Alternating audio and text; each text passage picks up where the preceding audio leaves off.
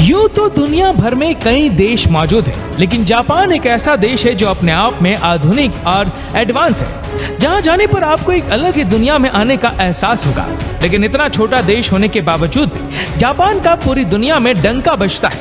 आज हम आपको जापान की आधुनिकता से जुड़ी कुछ बहुत ही महत्वपूर्ण बातें बताने जा रहे हैं, जिसे जानने के बाद आपको भी यकीन हो जाएगा कि जापान 2021 में नहीं बल्कि 2050 में जी रहा है। अंडरग्राउंड तकनीकी फार्मिंग। जापान के पास जमीनी हिस्सा बहुत ही कम है, इसलिए यहाँ एक साथ ज्यादा मात्रा में खेती करना संभव नहीं है। हालांकि जापानी लोग हर मुश्किल का हल टेक्नोलॉजी की मदद से निकाल लेते हैं, इसलिए तो यहाँ जमीन की कमी होने के बावजूद भी अंडरग्राउंड खेती के जरिए सेहतमंद और स्वादिष्ट फल और सब्जियों को उगाया जाता है। दरअसल जापान ने टेक्नोलॉजी की मदद से खाली पड़ी टनल और अंडरग्राउंड रूम में फल और सब्जी उगाने की तकनीक सीख ली है, जिसकी वजह से यहाँ जमीन के बिना भी अच्छी फसल उगाई जाती है। इस तकनीक की शुरुआत साल 2015 में की गई थी, जब जापान की मेट्रो प्रशासन ने अपने सबवे और टनल में हरी भरी सब्जियों की फसल तैयार की थी।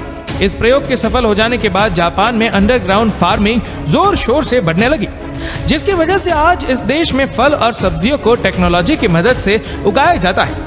आपको जानकर हैरानी होगी कि इसके लिए मिट्टी और धूप की जरूरत नहीं पड़ती है, जबकि पानी का इस्तेमाल भी बहुत कम किया जाता है। इस खेती के जरिए जापानी नागरिकों को कम समय में ताजा हरी सब्जियां काफी ज्यादा मात्रा में मिल जाती है। इसी के साथ ही जापान के कई शहरों में बिल्डिंग की खाली जगहों, पार्किंग और छत पर भी खेती की जाती है। ये फसल बहुत जल्दी तैयार हो जाती है और सेहत के लिए भी फायदेमंद होती है। इस अंडरग्राउंड खेती के चलते जापान में अलग अलग प्रकार की सब्जियां और फल मिलते हैं, जिनका आकार और रंग भी काफी अलग होता है। इन सब्जियों का स्वाद भी काफी अलग होता है। हालांकि ये सेहत के लिए बहुत ही फायदेमंद होती है। जापान की इस यूनिक टेक्नोलॉजी से उगाई गई सब्जियों और फलों की मांग दूसरे देशों में भी तेजी से बढ़ रही है, जिसकी वजह से जापान बिना जमीन के खेती करने वाले देशों की लिस्ट में शामिल हो गया है। Automatic underground parking. हर देश में कार को खड़ा करने के लिए पार्किंग की सुविधा होती है, लेकिन जापान में पार्किंग भी एडवांस लेवल की होती है, ताकि आम नागरिकों को सड़क पर असुविधा का सामना न करना पड़े।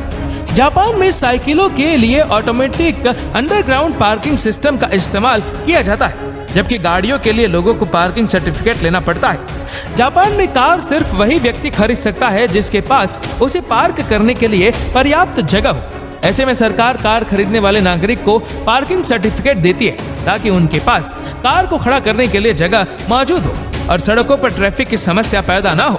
इसके अलावा जापान के लोग साइकिल का इस्तेमाल बड़े पैमाने पर करते हैं, जिसकी वजह से यहाँ इंसानों की कुल आबादी के मुकाबले साइकिल की आबादी ज्यादा है। जापान में लगभग 80 मिलियन से ज्यादा साइकिल है, जिसे खड़ा करने के लिए अंडरग्राउंड पार्किंग बनाए गए। इस पार्किंग के लिए जगह जगह पर छोटे छोटे बॉक्स का निर्माण किया गया है, जिसे इस्तेमाल करने के लिए जापानी नागरिक एक कार्ड का यूज करते हैं, जिसमें अंडरग्राउंड पार्किंग का QR कोड होता है। उस कार्ड से कोड को स्कैन करने के बाद बॉक्स का एंट्री गेट खुल जाता है और साइकिल अपने आप ऑटोमेटिक तरीके से उसके अंदर चली जाती है, जिसके बाद साइकिल एक लिफ्ट के जरिए जमीन के अंदर बनी पार्किंग में पहुंच जाती है। इसी तरह साइकिल को वापस लेने के लिए भी कोड को स्कैन करना होता है और आपकी साइकिल ऑटोमेटिकली वापस आ जाती है, जो कि स्टूडेंट से लेकर खरीदारी करने वाले लोगों के लिए बहुत ही सुविधाजनक साबित होता है। रोबोट का देश। आपने कई हॉलीवुड फिल्मों में रोबोट्स देखे होंगे जो भविष्य को दर्शाने का काम करते हैं, लेकिन आपको ये जानकर हैरानी होगी कि जो रोबोट पूरी दुनिया के लिए कल्पना है, वो वर्तमान में जापान की आन बान और शान है। जापान के ज्यादातर रेस्टोरेंट्स में रोबोट्स ही काम करते हैं और कस्टमर को अटेंड करते हैं। इस देश में रिसेप्शन से लेकर वेटर तक इंसानों का हर काम रोबोट ही करते हैं, जिसकी वजह से आपको वहाँ एक या दो नहीं बल्कि कई सारे रोबोट्स देखने को मिल जाएंगे।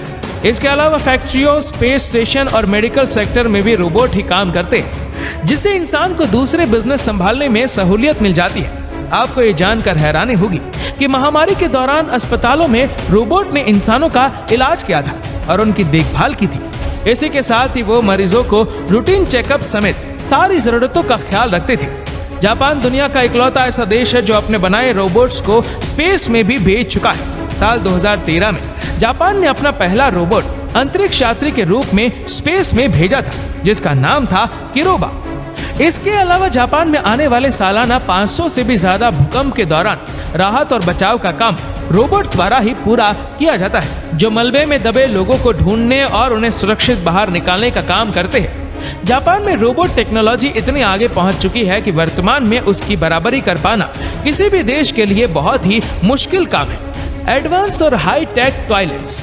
किसी भी देश में पब्लिक टॉयलेट का साफ सुथरा होना ही सबसे अहम होता है। जापान में आपको हर शहर में ऐसे एडवांस पब्लिक टॉयलेट्स देखने को मिल जाएंगे जिसके फीचर्स देखकर आप भी चौंक जाएंगे। इस देश में हर 1 किलोमीटर के दायरे में कम से कम 3 पब्लिक टॉयलेट्स होते हैं जो बहुत ही साफ सुथरे और हाइजेनिक होते हैं। इसी के साथ इन टॉयलेट्स पर लगी सीट में ऑटोमेटिक टेम्परेचर कंट्रोल सिस्टम लगा होता है, जिसकी वजह से अगर आप सर्दियों में टॉयलेट सीट पर बैठते हैं तो वह अपने आप गर्म हो जाएगी। इसी के साथ जापान के एडवांस टॉयलेट में ब्लड प्रेशर, यूरिन और वेट चेक करने के लिए अलग अलग मशीनें भी लगी होती है जिसे आप फ्री में यूज कर सकते हैं। इसी के साथ इन टॉयलेट के जरिए वाटर वेस्टेज को भी रोका जाता है, क्योंकि इन टॉयलेट के फ्लश के ऊपर वॉश बेसिन लगा होता है। ऐसे में हाथ धोने के बाद पानी बर्बाद होने के बजाय फ्लश टैंक में जमा हो जाता है, जिसे टॉयलेट यूज करने के बाद सफाई के लिए इस्तेमाल किया जाता है। इसी के साथ ही जापान के एडवांस टॉयलेट में फ्लैश का साउंड कंट्रोल करने के लिए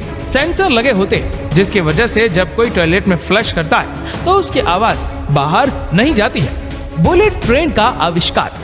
अगर आप जापान में घूमने के लिए जाते हैं तो आपको कोई भी प्राइवेट टैक्सी या बस नहीं लेनी पड़ेगी, क्योंकि इस देश में दुनिया का सबसे बेहतरीन और एडवांस ट्रांसपोर्ट सिस्टम है, जिसकी वजह से नागरिकों को न तो घंटों बस का इंतजार करना पड़ता है और न ही कोई व्यक्ति ऑफिस के लिए लेट होता है। दरअसल जापान में बुलेट ट्रेन मौजूद है जो हवा से भी तेज स्पीड में चलती है और कई किलोमीटर की दूरी चंद मिनटों में तय कर लेती है। बुलेट ट्रेन 240 से 320 किलोमीटर प्रति घंटा की रफ्तार से चलती है, जिसे जापानी भाषा में शिनकेनशेन कहा जाता है। ये बुलेट ट्रेन जापान की राजधानी टोक्यो को अलग अलग शहरों से जोड़ने का काम करती है, ताकि नागरिक कम से कम समय में एक शहर से दूसरे शहर की दूरी तय कर सके। जापान की ये बुलेट ट्रेन बहुत ही आरामदायक होती है। इसी के साथ ये ट्रेन हाई स्पीड में दौड़ने के बावजूद भी बिल्कुल भी आवाज नहीं निकालती है। ऐसे में आप समझ सकते हैं कि बुलेट ट्रेन स्पीड में चलने के बावजूद भी पर्यावरण में ध्वनि प्रदूषण नहीं करती है। बुलेट ट्रेन कभी भी लेट नहीं होती है और न ही अपने यात्रियों को लेट होने देती है। यही वजह है कि जापानी लोग समय के बहुत ज्यादा पाबंद होते हैं। Capsule hotel. जापान जाने वाले हर व्यक्ति को एक बार इस कैप्सूल होटल में जरूर रुकना चाहिए, जो बहुत ही सस्ते और एडवांस तकनीक से लैस होते हैं। जापान में बने गए इस कैप्सूल होटल से पता चलता है कि ये देश कितना आधुनिक है, जहां हर तरह के नागरिक को ठहरने और सोने के लिए एक छत मिल जाती है। जापान के इन कैप्सूल होटल्स का इस्तेमाल गरीब और कम पैसे कमाने वाले लोग करते हैं, जिनके पास घर खरीदने के पैसे नहीं होते। ऐसे में वह लोग दिन भर काम करने के बाद रात को कैप्सूल होटल में सोने के लिए आ जाते हैं, जिसका किराया बहुत ही कम होता है। इसके अलावा अगर किसी नागरिक की ट्रेन छूट जाती है या फिर उसके पास महंगे होटल में ठहरने के पैसे नहीं है, तो वह बहुत ही आसानी से जापान के कैप्सूल होटल इस्तेमाल कर सकते हैं। इस होटल रूम का साइज भले ही कैप्सूल की तरह होता है, लेकिन उसमें ग्राहक की सुविधा के लिए टीवी, म्यूजिक, एसी, आरामदायक गद्दा और वॉशरूम मौजूद होता है। Futuristic symmetries.